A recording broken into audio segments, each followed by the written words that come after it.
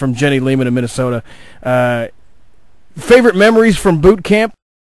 Oh, one of the best stories. You're going to love this one. I snuck in a bottle of scotch to boot camp.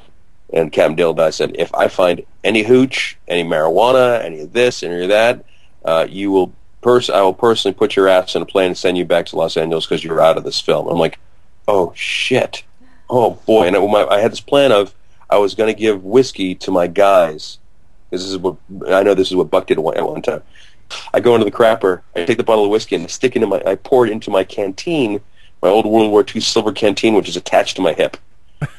I'm like, he's not going to find it here. He's not going to find it here. And then we get there. We get to the army base, and it's like, all right, hit the road. And we went on our first run. There's a 5-mile run the first second we get there, basically. And he's like, all right, everybody, dip into your canteens and drink some water. I want you boys drinking lots of water while you're here. And I'm sitting there, I'm like, and it was like, do you remember Three Amigos? Do you remember? Yes. When Chevy Chase takes his water and he's gargling it, spitting out, and Steve Martin's looking at him like, oh, water. That's how I felt. I didn't want to leave my canteen under my cot because I thought, well, obviously they're going to do a patrol and look and stuff and see what's in this canteen. And for 4 days of humping and pumping, and getting the shit kicked out of us and running up these things and getting my guys in shape and trying to learn how to take over a house and how to fire weapons correctly and dismantle things, and more running and more puking and more sit-ups and more push-ups. I didn't have any water for the first 4 days, and I thought I was going to die. And then finally he said, all right, Compton, get over here. I want to see how you can go get it, snatch that tank, and figure out how to win this thing. I'm like, great. So I come with this great in, and had the guys envelop the sides and do this, and so it was like a perfect tactical score.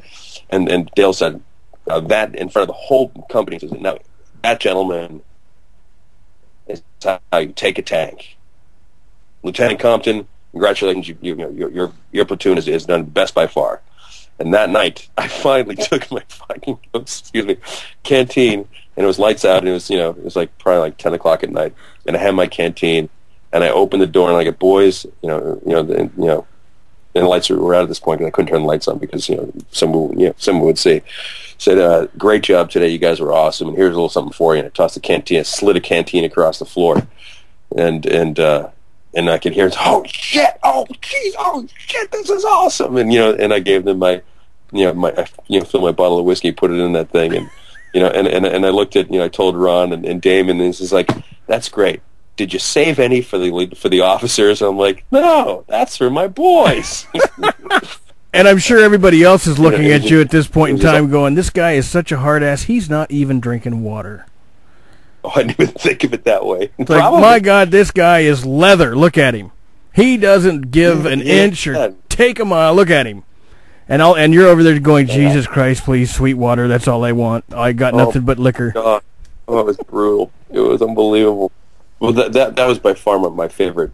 With boot camp, it was, just getting to know these guys, getting to know Donnie, getting to know, all the different cats, and hanging so much with Damien and Ron, because we were all in the officers' quarters, and just talking and shooting the shit, and just really getting together as guys, not as actors. Not really worried about the actor bits, because you do movies, you do TV things. It's all about you're kind of about yourself. Okay, what are my moments going to be? What can I do here? What can I do there? Instead, with this, it was, okay, how can we get better? How can we get better at Splatoon? So when the camera's on us, we look like we just came right out of World War II. So we'd sit there, polish our boots all at nighttime until we got woken up at whatever time to go run.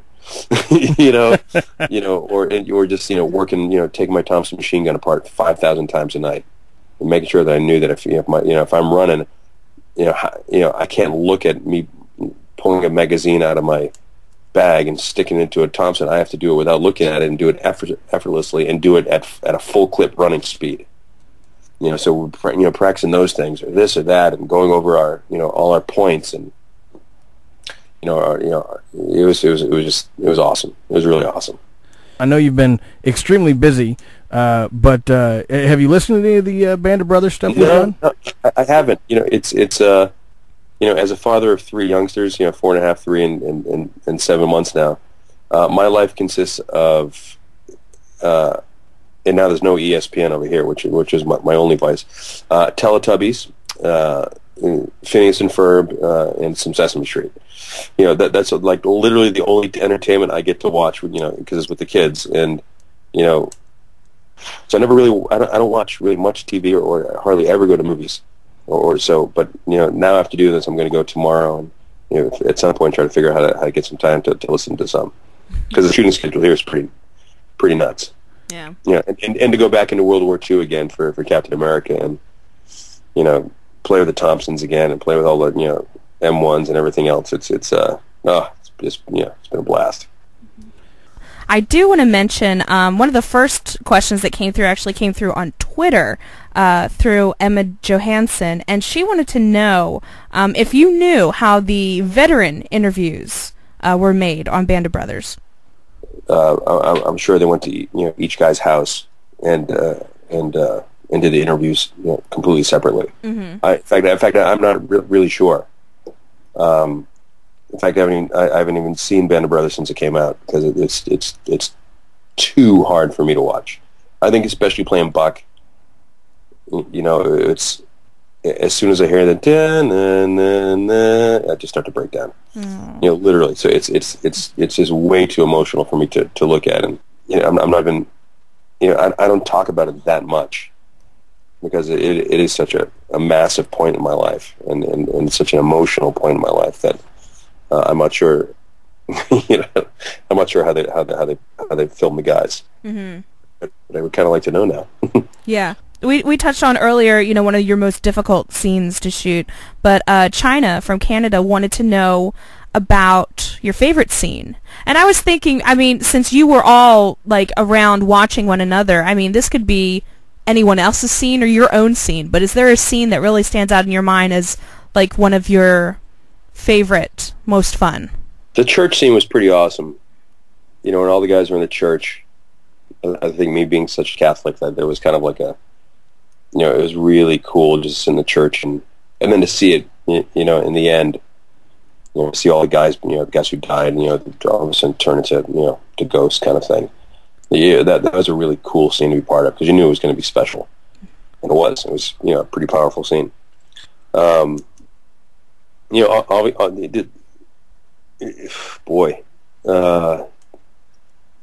dart scene was a lot of fun, because I was there with Luz, right? Gomez.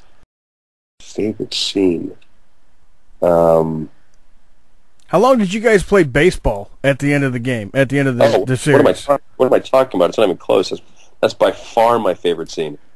We got asked to go to Switzerland for 4 or 5 days, and I got to, we shot that baseball scene, I think, for about 2 days, and so between takes, me being the ball player that I am, I was just a pig in poop. It was you hit a home run up in the mountains in Switzerland, that thing goes forever. It's like hitting a home run in Colorado, and at Mile High, and it was just so much fun. And we just ran around for 2 days, having a blast, playing baseball on a field that I know no one has ever played baseball on. And to have the the snow-capped mountains all around you, and everything else, and that was pretty awesome. That was a pretty great scene.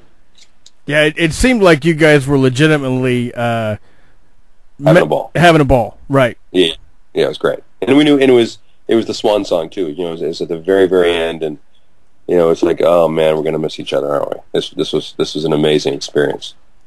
Of course, all the guys stayed on for a couple more days, gambling and such, and up in Switzerland, and I decided to go straight home to my wife, of course, at the time. Well, of course you did. It's funny. The great thing about Switzerland is out in front of the hotel we stayed at, there was a car called a Morgan, and it was this beautiful English car, and I'd never seen one before. And I was like, wow, that's my wife's favorite store, my girlfriend's favorite store. Also, her favorite store is Morgan. And then our first kid, our son, his name is Morgan, after those two things. And I love the Morgan car.